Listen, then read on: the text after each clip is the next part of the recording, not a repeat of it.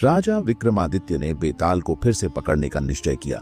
घने जंगलों में चलते चलते वह एक अनजानी नगरी के द्वार पर पहुंच गया। वह नगरी सुनसान थी, जैसे वहां सदियों से कोई न बसा हो। टूटी फूटी हवेलियां, सूखे कुएं और दीवारों पर उकेरे गए अजीबोगरीब चिन्ह, सब कुछ किसी गहरे रहस्य की ओर इशारा कर रहे थे। विक्रम ने चारों ओर नजर डाली, पर कोई जीवित प्राणी नजर नहीं आया। तभी दूर से किसी औरत के करुण क्रंदन की आवाज आई। आवाज इतनी दर्दनाक थी कि किसी का भी कलेजा कांप जाए, परंतु विक्रम का दिल मजबूत था। उसने बिना डरे उस आवाज की दिशा में कदम बढ़ाए। वह एक जर्जर हवेली के सामने पहुंचा, जहां दरवाजे पर एक अजीब सा निशान बना हुआ था, मानो किसी ने खून से उकेरा हो। वह अंदर घुसा तो देखा एक स्त्री जंजीरों में जकड़ी हुई थी। उसका चेहरा पीला पड़ा था और आंखों में भय समाया हुआ था। कौन हो तुम? विक्रम ने गरजते हुए पूछा। स्त्री ने कांपती आवाज में उत्तर दिया, मेरा नाम चंद्रिका है। इस नगरी पर शाप है राजन, जो भी यहाँ आता है वह जीवित नहीं बचता। विक्रम ने गंभीर स्वर में कहा, यह शाप किसने दिया और क्यों? चंद्रिका की आंखों में आंसू आ गए। कई साल पहले यहाँ के राजा सोमदत्त ने एक साधु का अपमान किया था। क्रोधित होकर साधु ने इस नगरी को शाप दिया कि यहाँ कोई भी खुशी से नहीं रह पाएगा। धीरे धीरे सब मर गए या पागल हो गए। मैं ही अकेली बची हूं, पर यह भी जीवन नहीं है। विक्रम ने तलवार खींची और जंजीरों को काटते हुए कहा, शाप चाहे कितना भी बड़ा क्यों ना हो, सत्य और साहस से बड़ा नहीं हो सकता। मैं इस रहस्य को सुलझाऊंगा। चंद्रिका ने डरते हुए कहा, परंतु राजन, इस हवेली में एक प्रेत रहता है जो किसी को भी जीवित नहीं छोड़ता। विक्रम ने दृढ़ता से कहा, जिसे मृत्यु का भय नहीं, उसे कोई प्रेत नहीं डरा सकता। तभी हवेली की दीवारें कांप उठीं और एक काला साया सामने आ खड़ा हुआ। उसकी आंखें अंगारे जैसी लाल थीं और उसके मुंह से भयावह ध्वनि निकल रही थी। कौन है जो मेरे शापित स्थान में घुस आया? प्रेत की गर्जती आवाज गूंजी। विक्रम ने तलवार की नोक उसकी ओर करते हुए कहा, मैं उज्जैन का सम्राट विक्रमादित्य हूं, तुम्हारे भय से डरने वाला नहीं। बताओ, इस नगरी का शाप कैसे मिटेगा? प्रेत ने ठहाका लगाया, तुम्हें सत्य जानना है तो पहले मेरी कहानी सुनो। और फिर वह प्रेत बेताल की तरह विक्रम को एक और रहस्यमयी कहानी सुनाने लगा। क्या विक्रम उस प्रेत की कहानी को समझ पाएगा? क्या वह इस शापित नगरी का रहस्य सुलझा पाएगा, या फिर वह भी इस नगरी का शिकार बन जाएगा? विक्रम ने गंभीर स्वर में कहा, यह केवल भय नहीं है चंद्रिका, यहाँ कोई ऐसी शक्ति है जो हमें चेतावनी दे रही है। हमें बहुत सावधानी से आगे बढ़ना होगा। दोनों धीरे धीरे हवेली की अंधेरी गलियों में आगे बढ़ने लगे। दीवारों पर लगे पुराने चित्र धूल से ढके हुए थे, लेकिन उनमें कुछ अजीब था, जैसे वे चित्र जीवित हों और उनकी निगाहें विक्रम और चंद्रिका का पीछा कर रही हों। अचानक एक ठंडी हवा का झोंका विक्रम के चेहरे से टकराया। हवा में एक धीमी सी फुसफुसाहट गूंज रही थी। मुक्त करो, हमें मुक्त करो, चंद्रिका ने डरते हुए कहा। यह आवाज, ये कहां से आ रही है? विक्रम ने तलवार को कसकर पकड़ लिया। यह शापित आत्माओं की पुकार है। कोई इन्हें बांध कर रखे हुए है। हमें इसका स्रोत खोजना होगा। आगे बढ़ते हुए विक्रम और चंद्रिका हवेली के पिछले हिस्से में पहुंचे। वहां एक पुराना टूटता हुआ मंदिर था। उस मंदिर में एक अजीब सी ऊर्जा थी, जैसे वहां समय रुक गया हो। मंदिर के द्वार पर संस्कृत में कुछ लिखा था, जो सत्य का मार्ग छोड़ दे वह सदा अंधकार में भटकता है। विक्रम ने मंदिर में प्रवेश किया। मंदिर के गर्भगृह में एक पुराना दीपक जल रहा था, जिसकी लौ किसी अदृश्य शक्ति से हिल रही थी। दीपक के पास एक प्राचीन ग्रंथ रखा हुआ था। विक्रम ने ग्रंथ को उठाया और पढ़ना शुरू किया। उसमें लिखा था, यह हवेली कभी रत्नपुर के राजा सोमदत्त की थी। उन्होंने असीम शक्ति पाने के लिए एक साधु का अपमान किया और शापित हो गए। यह हवेली तभी से अंधकार में डूबी है और निर्दोष आत्माएं यहाँ कैद हैं। चंद्रिका ने हैरानी से पूछा, तो क्या यह वही साधु था जिसकी आत्मा बदला ले रही है? विक्रम ने गंभीरता से कहा, शायद नहीं। मुझे लगता है कि यह साधु भी किसी और बड़ी शक्ति का शिकार हुआ था। कोई ऐसा है जो पर्दे के पीछे से इस खेल को चला रहा है। तभी अचानक मंदिर की दीवारों से काली परछाइयां निकलने लगीं। वे धीरे धीरे विक्रम और चंद्रिका की ओर बढ़ने लगीं। विक्रम ने तलवार निकाल ली और गरजते हुए कहा, धर्म की रक्षा के लिए मैं अपनी अंतिम सांस तक लड़ूंगा। परछाइयां गूंजती आवाज में बोली, तुम हमें नहीं रोक सकते। यह भूमि अब हमारे नियंत्रण में है। विक्रम ने तलवार से परछाइयों पर वार किया, लेकिन तलवार उनके पार निकल जाती। चंद्रिका ने कहा, राजन, तलवार इन पर असर नहीं कर रही। विक्रम ने सोचा, यदि ये आत्माएं शापित हैं तो केवल सत्य और धर्म ही इन्हें मुक्त कर सकता है। विक्रम ने तलवार म्यान में रख दी और गर्जना की, जो भी शक्ति हो सुन ले, मैं विक्रमादित्य हूं, सत्य का रक्षक। तुम चाहे कितनी भी बड़ी शक्ति क्यों ना हो, अधर्म का अंत निश्चित है। विक्रम के इन शब्दों के साथ ही एक तेज प्रकाश मंदिर में फैल गया। परछाइयां चीखती हुई गायब हो गईं। चंद्रिका ने आश्चर्य से पूछा, यह कैसे हुआ? विक्रम ने गहरी सांस लेते हुए कहा, कभी कभी तलवार नहीं बल्कि सत्य की शक्ति ही सबसे बड़ा हथियार होती है। जैसे ही परछाइयां गायब हुईं, मंदिर की दीवार हिली और एक गुप्त द्वार खुल गया। विक्रम और चंद्रिका ने एक दूसरे की ओर देखा और बिना समय गंवाए उस द्वार में प्रवेश किया।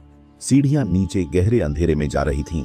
नीचे से ठंडी हवा आ रही थी जो किसी बड़े रहस्य का संकेत दे रही थी।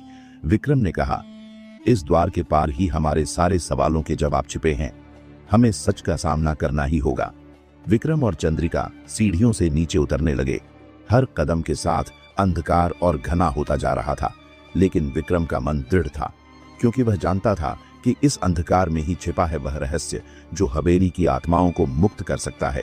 और इसी के साथ शुरू हुआ विक्रम का सबसे बड़ा संघर्ष, अधर्म और अंधकार की ताकतों से। हवेली के भीतर विक्रम की तलवार की चमक दीवारों पर अजीबोगरीब परछाइयां बना रही थी। चंद्रिका ने भयभीत होकर कहा, राजन, इस हवेली में एक गुप्त कक्ष है जहां वह प्राचीन ग्रंथ रखा गया है। कहा जाता है कि उसमें ही इस शाप का रहस्य छुपा है, परंतु वह कक्ष अभेद्य है। विक्रम ने गहरी सांस लेते हुए कहा, कोई कक्ष इतना अभेद्य नहीं होता जहां सत्य की तलवार न पहुंच सके। चलो, हमें उस ग्रंथ को ढूंढना ही होगा। हवेली के भीतर चलते चलते उन्होंने देखा कि दीवारों पर संस्कृत में कुछ श्लोक उकेरे हुए थे। विक्रम ने ध्यान से पढ़ा, सत्यम परम ब्रह्म अधर्मस्य नाशः शापम तु मोचयेत ज्ञानेन केवलम। विक्रम सोच में पड़ गया। सत्य ही ब्रह्म है और अधर्म का नाश केवल ज्ञान से हो सकता है। इसका अर्थ है कि शाप को केवल ज्ञान और सत्य से मिटाया जा सकता है। चंद्रिका ने कांपती आवाज में कहा, परंतु राजन, वह ग्रंथ कहां छुपा है? कोई नहीं जानता। विक्रम ने दीवारों पर उकेरे श्लोकों का अध्ययन किया और उन्हें जोड़ने की कोशिश की। तभी उसकी नजर एक दीवार पर बनी हुई प्रतीक चिन्हों पर पड़ी जो किसी रहस्यमय द्वार का संकेत दे रहे थे।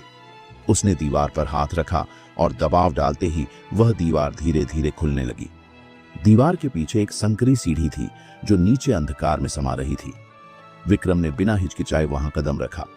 चंद्रिका भी पीछे पीछे चल दी। सीढ़ियां खत्म होते ही वे एक विशाल कक्ष में पहुंचे। वहां धूल और जालों से भरी अलमारियां थीं, जिनमें प्राचीन ग्रंथ रखे हुए थे। विक्रम ने धीरे धीरे उन ग्रंथों को खोजना शुरू किया। तभी उसकी नजर एक काले कपड़े में लिपटे ग्रंथ पर पड़ी। ग्रंथ पर लाल अक्षरों में लिखा था, शाप विमोचनम। विक्रम ने ग्रंथ को खोला। पहले पन्ने पर लिखा था, यह ग्रंथ केवल उस वीर के लिए है जो निडर होकर सत्य का सामना कर सके। शाप का अंत तभी संभव है जब शाप का कारण समझा जाए। ग्रंथ में आगे लिखा था कि राजा सोमदत्त ने साधु से जो अमूल्य रत्न छीना था, वही इस शाप का कारण था। वह रत्न साधु की साधना का प्रतीक था, जो शक्ति और शांति का स्रोत था। रत्न के बिना साधु की तपस्या भंग हो गई थी और उन्होंने नगर को शापित कर दिया। चंद्रिका ने भयभीत होकर कहा जाता है कि वह रत्न आज भी इस हवेली में छुपा है, परंतु उसे पाना आसान नहीं। विक्रम ने साहस से कहा, जिस रत्न ने इस नगर को शापित किया, वही इस नगर की मुक्ति का साधन बनेगा। तभी हवेली की दीवारें फिर से कांप उठीं। एक गहरी गर्जना हुई और प्रेत ने प्रकट होकर कहा, तुमने शाप का रहस्य जान लिया, परंतु रत्न तक पहुंचना असंभव है। वह रत्न स्वयं अपने रक्षक से सुरक्षित है। विक्रम ने तलवार उठाई और गरजते हुए कहा, सत्य का रक्षक केवल साहस है और मैं उस रत्न को ढूंढकर इस नगर को शाप मुक्त करूंगा। प्रेत ने ठहाका लगाते हुए कहा, तो आओ, देखता हूं तुम्हारा साहस कितना मजबूत है। हवेली की दीवारें कांप उठीं। प्रेत की गूंजती आवाज ने सन्नाटे को तोड़ दिया था। विक्रम की आंखों में जरा भी डर नहीं था। उसने तलवार को और मजबूत पकड़ते हुए चंद्रिका से कहा, तुम यहीं रुको, आगे जो भी हो मैं अकेले ही सामना करूंगा। चंद्रिका कांपती हुई बोली, राजन, वह रक्षक कोई सामान्य शक्ति नहीं है, वह स्वयं मृत्यु का दूत है, कोई भी उसे नहीं हरा पाया। विक्रम ने गंभीर स्वर में उत्तर दिया, मृत्यु से डरने वाला कभी इतिहास नहीं रचता। वह धीरे धीरे उस गुप्त मार्ग की ओर बढ़ा जो हवेली के भीतर और गहराई में जा रहा था। मार्ग संकरा था, दीवारों पर रहस्यमयी चित्र बने थे। अंधकार इतना घना था कि तलवार की चमक भी उसमें खो जाती। लेकिन विक्रम का साहस अडिग था। कुछ ही देर में विक्रम एक विशाल कक्ष में पहुंचा। यह कक्ष अजीब सी ठंडक से भरा हुआ था। चारों ओर अग्निकुंड थे जिनमें नीली ज्वालाएं जल रही थीं। कक्ष के मध्य में एक पत्थर का चबूतरा था जिस पर वह अमूल्य रत्न रखा हुआ था। रत्न से तेज नीली आभा निकल रही थी, मानो वह स्वयं जीवित हो। परंतु रत्न अकेला नहीं था। उसकी रक्षा में एक विशालकाय दैत्य खड़ा था। उसकी काया इतनी बड़ी थी कि उसकी परछाई पूरे कक्ष में फैल गई थी। उसकी आंखें अग्नि जैसी जल रही थीं और हाथ में एक विशाल गदा थी। दैत्य ने गरज कर कहा, कौन है जो मृत्यु का द्वार लांघकर यहाँ आया है? विक्रम ने निडर होकर उत्तर दिया, मैं विक्रमादित्य हूँ। मैं इस नगर को शाप से मुक्त करने आया हूँ। हट जा मेरे मार्ग से। दैत्य हंसा और बोला, मुझे हराकर कोई इस रत्न तक नहीं पहुंच सका। तेरी भी यही गति होगी। विक्रम ने तलवार उठाई और युद्ध का शंखनाद हुआ। दैत्य ने गदा घुमाई और विक्रम की ओर झपट पड़ा। विक्रम ने फुर्ती से एक और छलांग लगाई और उसकी गदा पत्थर में धंस गई। विक्रम ने मौका देखकर उसकी जांघ पर तलवार का प्रहार किया, लेकिन जैसे ही तलवार ने उसके शरीर को छुआ, वह चिंगारी बनकर उड़ गई। दैत्य ने विक्रम की ओर घूरते हुए कहा, मुझे पराजित करना असंभव है। विक्रम ने मन में सोचा, यह दैत्य केवल शक्ति से नहीं मरेगा, इसकी कमजोरी क्या है? तभी उसे याद आया कि ग्रंथ में लिखा था, अधर्म का अंत केवल ज्ञान से होता है। विक्रम ने तलवार म्यान में रख ली और दैत्य से कहा, तू अपनी शक्ति पर गर्व करता है, परंतु क्या तू अपने शाप का सच जानता है? दैत्य ठिठक गया। कौन सा शाप? विक्रम ने गहरी आवाज में कहा, तू स्वयं शापित है। तू इस रत्न का रक्षक नहीं, बल्कि इस शाप का शिकार है। जब राजा सोमदत्त ने साधु का अपमान किया था, तब उसकी क्रोधाग्नि ने तुझे इस रत्न का रक्षक बना दिया। तू इस रत्न की कैद में है। दैत्य का शरीर कांप उठा। उसकी आंखों में भय उभर आया। नहीं, यह असत्य है। विक्रम ने दृढ़ता से कहा, सत्य को स्वीकार कर, तभी तेरा उद्धार संभव है। दैत्य ने आकाश की ओर देखकर दर्द भरी गर्जना की। उसके शरीर से धुएं की लपटें उठीं और वह दैत्य अचानक शांत हो गया। उसकी गदा जमीन पर गिर गई। उसकी भारी आवाज में करुणा झलकने लगी। राजन, मुझे क्षमा करो। मैं शाप का रक्षक नहीं, उसका बंदी था। मुझे इस कैद से मुक्त करो। विक्रम ने ग्रंथ से एक मंत्र पढ़ा, जिससे दैत्य की देह से अंधकार निकलकर हवा में विलीन हो गया। दैत्य ने आखिरी बार विक्रम को देखा और कहा, तुमने मुझे मुक्ति दी, अब रत्न तुम्हारा है। दैत्य की परछाई मिट चुकी थी। अब कक्ष में केवल विक्रम और वह रत्न था। विक्रम ने रत्न को उठाया। उसकी रोशनी ने पूरे कक्ष को उजाला कर दिया। चंद्रिका दौड़ती हुई आई और विस्मय में बोली, राजन, आपने असंभव को संभव कर दिखाया। विक्रम ने गंभीरता से कहा, यह रत्न अब शाप नहीं, इस नगर की मुक्ति का माध्यम बनेगा। रत्न की चमक ने अंधेरे को चीर दिया था, लेकिन विक्रम की आंखों में एक अजीब सी बेचैनी थी। चंद्रिका ने भयभीत होकर पूछा, राजन, क्या अब हमारा नगर शाप मुक्त हो जाएगा? विक्रम ने रत्न को गौर से देखते हुए गंभीरता से कहा, यह रत्न शाप का माध्यम था, लेकिन शाप का असली कारण अभी भी अज्ञात है। जब तक जड़ से शाप नहीं मिटेगा, नगर को मुक्ति नहीं मिलेगी। तभी रत्न से एक तेज प्रकाश निकला और हवेली की दीवारों पर चित्र उभर आए। उन चित्रों में राजा सोमदत्त का दरबार दिख रहा था, जहां एक साधु गुस्से में खड़ा था और राजा पर शाप दे रहा था। विक्रम ध्यान से देख रहा था, तभी एक और दृश्य उभरा। राजा सोमदत्त एक गुप्त सभा कर रहा था। विक्रम ने गहरी आवाज में कहा, साधु का शाप केवल रत्न को लेकर नहीं था, कुछ और भी था जो इस नगर के विनाश का कारण बना। चंद्रिका ने चिंतित होकर कहा, परंतु वह क्या हो सकता है राजन? विक्रम ने रत्न को मुट्ठी में कसते हुए कहा, इस रहस्य को समझने के लिए हमें राजा सोमदत्त की गुप्त समाधि में जाना होगा। वहीं से सब कुछ स्पष्ट होगा। विक्रम और चंद्रिका हवेली से बाहर निकलकर नगर के उस पुराने खंडहर की ओर बढ़े, जहां राजा सोमदत्त की गुप्त समाधि थी। वह स्थान वीरान था। चारों ओर घना जंगल और डरावना सन्नाटा पसरा हुआ था।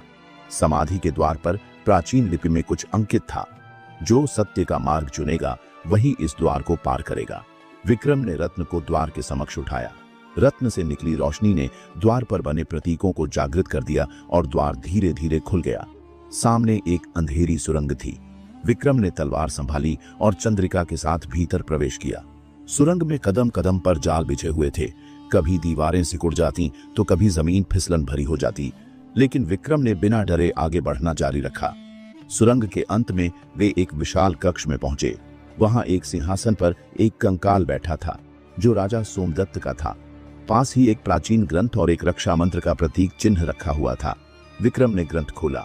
उसमें लिखा था, राजा सोमदत्त ने केवल साधु का रत्न नहीं छीना, बल्कि उसकी साधना को भी अपवित्र किया। उन्होंने साधु की तपस्या को तोड़ा और उसकी शक्ति का दुरुपयोग किया। साधु ने केवल नगर को नहीं, बल्कि राजा की आत्मा को भी शापित किया। जब तक राजा की आत्मा को मोक्ष नहीं मिलेगा, शाप समाप्त नहीं होगा। चंद्रिका ने भयभीत होकर कहा, तो क्या हमें राजा सोमदत्त की आत्मा को मुक्त करना होगा? विक्रम ने गंभीरता से कहा, हाँ, यही इस शाप की असली जड़ है। विक्रम ने ग्रंथ में लिखे रक्षा मंत्र का उच्चारण किया। कक्ष में अचानक ठंडी हवा बहने लगी और एक धुंधली आकृति प्रकट हुई। वह राजा सोमदत्त की आत्मा थी, जिसकी आंखों में पश्चाताप झलक रहा था। आत्मा ने करुण स्वर में कहा, राजन विक्रमादित्य, मैं अपने पापों का प्रायश्चित करना चाहता हूं, लेकिन यह शाप अब मेरे वश में नहीं है। साधु की आत्मा आज भी क्रोधित है। विक्रम ने आत्मविश्वास से कहा, तुम्हारे अपराध का अंत तभी होगा जब तुम साधु की आत्मा से क्षमा मांगोगे। मैं तुम्हारी आत्मा को साधु की आत्मा तक पहुंचाऊंगा। आत्मा ने कांपते स्वर में कहा, पर साधु की आत्मा इस संसार में नहीं है। वह मृत्यु और जीवन के बीच कहीं भटक रही है। उसे खोज पाना असंभव है। विक्रम ने तलवार उठाई और दृढ़ता से कहा, असंभव मेरे लिए कोई शब्द नहीं। मैं साधु की आत्मा को ढूंढकर तुम्हें मोक्ष दिलाऊंगा। तभी हवाओं में गूंजती हुई एक रहस्यमयी हंसी सुनाई दी। एक काली छाया उभरी जो साधु की विक्षिप्त आत्मा थी। उसकी आंखों में क्रोध की ज्वाला थी। साधु की आत्मा ने गरजते हुए कहा, सोमदत्त, तेरा पाप अक्षम्य है, तुझे कोई क्षमा नहीं मिल सकती। विक्रम ने आगे बढ़कर कहा, हे तपस्वी, जो अपराध हुआ उसका प्रायश्चित होना चाहिए। क्रोध से केवल विनाश होता है, क्षमा ही सबसे बड़ा धर्म है। साधु की आत्मा कुछ देर तक शांत रही, फिर उसने गहरी सांस ली और कहा, यदि सोमदत्त अपने पापों का प्रायश्चित करता है तो मैं उसे क्षमा कर सकता हूँ, लेकिन इसका प्रमाण क्या है? विक्रम ने सोमदत्त की आत्मा की ओर देखा। राजा सोमदत्त की आत्मा ने सिर झुका लिया और कहा, मैं अपने प्राणों से भी बड़ा दंड भुगतने को तैयार हूँ, मुझे क्षमा करें। साधु की आत्मा ने एक मंत्र पढ़ा और विक्रम के हाथ से रत्न उड़कर आकाश में समा गया। चारों ओर उजाला फैल गया। सोमदत्त की आत्मा मुक्त हो गई। अचानक नगर में फैला अंधकार मिट गया। हवेली की परछाइयां खत्म हो गईं। नगर में जीवन लौट आया। लोग प्रसन्नता से विक्रम के नाम का जय घोष करने लगे। चंद्रिका ने विक्रम से कहा, राजन, आपने असंभव को संभव कर दिखाया।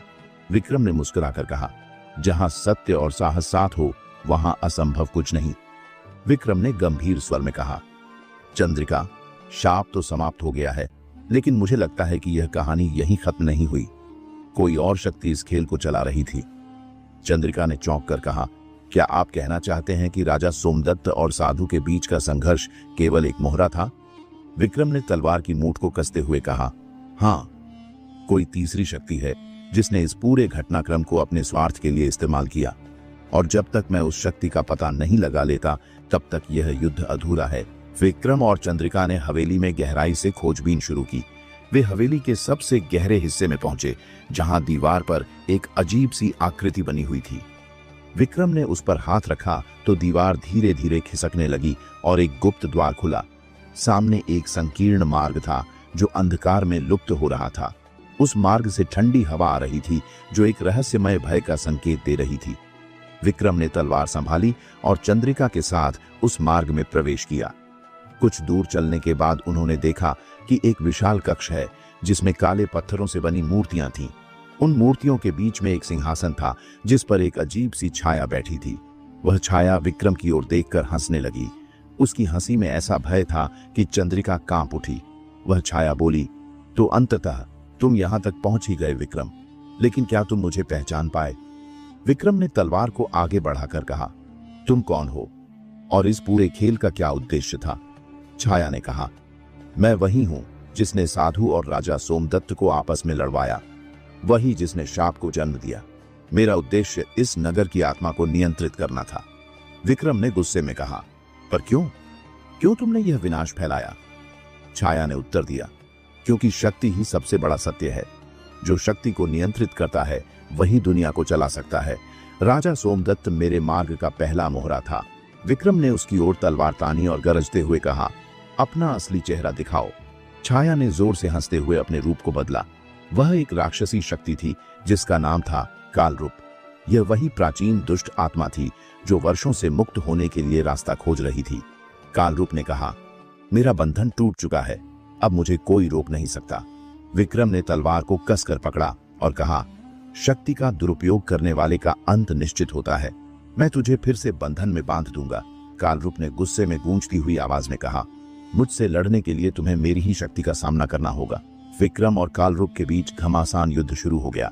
कालरूप की छायाएं विक्रम पर टूट पड़ी, लेकिन विक्रम ने अपने साहस और तलवार से हर वार का जवाब दिया। चंद्रिका ने देखा कि कालरूप की शक्ति का केंद्र उसकी छाया थी। उसने विक्रम को पुकारा, राजन, उसकी छाया ही उसकी शक्ति है, उस पर वार करें। विक्रम ने यह सुनकर तलवार में सच्चाई और साहस का संकल्प लेकर वार किया। तलवार सीधे उसकी छाया पर पड़ी और एक जोरदार चीख के साथ कालरूप की शक्ति क्षीण होने लगी। कालरूप ने कराहते हुए कहा, यह संभव नहीं, कोई भी मेरी छाया को नष्ट नहीं कर सकता। विक्रम ने गर्जना करते हुए कहा, असत्य और अधर्म की कोई शक्ति सत्य और धर्म के सामने टिक नहीं सकती। अंततः कालरूप की छाया जलकर राख हो गई और उसके साथ ही उसकी आत्मा भी समाप्त हो गई। जैसे ही कालरूप नष्ट हुआ, हवेली में बंद सारी आत्माएं मुक्त हो गईं। नगर में सच्ची शांति लौट आई। हवेली उज्जवल हो गई और वहां की परछाइयां हमेशा के लिए मिट गईं। चंद्रिका ने विक्रम से कहा, राजन, आपने असंभव को संभव कर दिखाया। अब यह नगर सच्चे अर्थों में मुक्त हो गया है। विक्रम ने मुस्कुराकर कहा, जहां धर्म और सत्य साथ हो, वहां अंधकार की कोई जगह नहीं होती। नगर वासियों ने विक्रम का भव्य स्वागत किया। हर गली में उनके नाम के जयकारे गूंजने लगे। लेकिन विक्रम जानता था कि उसके लिए यह अंत नहीं था, क्योंकि दुनिया में अंधकार कभी पूरी तरह समाप्त नहीं होता। नगरवासियों ने विक्रमादित्य का भव्य स्वागत किया। जय घोष से पूरा वातावरण गूंज उठा। महाराज विक्रमादित्य की जय हो। परंतु विक्रम की आंखों में अभी भी एक गहराई थी। वह जानता था कि यह समाप्ति नहीं थी। उसके भीतर एक आवाज गूंज रही थी, क्या वास्तव में सब समाप्त हो गया है या यह किसी बड़े रहस्य की शुरुआत है? विजय की खुशी में डूबे नगरवासियों के बीच एक वृद्ध संत विक्रम के पास आए। उनके चेहरे पर गंभीरता थी। उन्होंने विक्रम की ओर देखते हुए कहा, राजन, आपने कालरूप का अंत कर दिया, परंतु यह केवल एक परछाई थी। असली अंधकार तो अभी भी छिपा हुआ है। विक्रम ने चौंक कर पूछा, मुनिवर, आप क्या कहना चाहते हैं? संत ने गहरी सांस लेकर कहा, यह युद्ध केवल शुरुआत थी। पृथ्वी पर एक ऐसी शक्ति जन्म ले चुकी है जो समय के साथ और भी विकराल रूप धारण करेगी। आपको उस शक्ति का सामना करना ही होगा। विक्रम की आंखों में दृढ़ता थी। मैं धर्म की रक्षा के लिए सदैव तत्पर हूं। बताइए, वह शक्ति कौन है? संत ने आसमान की ओर इशारा करते हुए कहा, उत्तर आकाश में है, जहां रात्रि की कालिमा सिमटी है। जब चंद्रमा पर रक्त की छाया गिरेगी, तब अंधकार पुनः उठेगा। उसी रात विक्रम महल की छत पर अकेले खड़ा था। चंद्रमा बादलों में छिपा हुआ था। तभी एक जानी पहचानी आवाज आई, राजन, क्या आप सोच रहे हैं कि अब सब कुछ समाप्त हो गया है? विक्रम ने पलटकर देखा। बेताल वहां खड़ा मुस्कुरा रहा था। विक्रम ने गंभीरता से कहा, बेताल, मैं समझ नहीं पा रहा कि क्या यह वास्तव में अंत है या फिर कोई और खेल शुरू हो गया है। बेताल ने ठाका लगाते हुए कहा, राजन, कहानियों का अंत नहीं होता। हर अंत एक नई कहानी की शुरुआत होती है। विक्रम ने पूछा, क्या तुम्हें भी आने वाले खतरे का आभास है? बेताल ने धीमी आवाज में कहा, वो शक्ति जिसका भय संत ने जताया, वही है जिसने मुझे भी इस खेल में शामिल किया था, पर अब वह शक्ति जाग चुकी है। विक्रम ने तलवार की मूठ पकड़ी और कहा, तो क्या अब मुझे उस शक्ति का सामना करना होगा?